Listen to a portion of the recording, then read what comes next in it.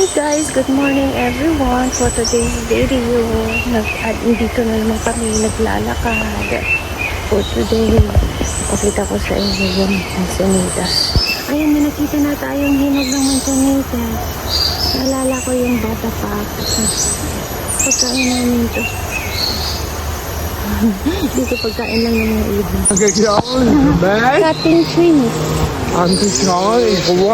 Nagka-cutting trees ang mga...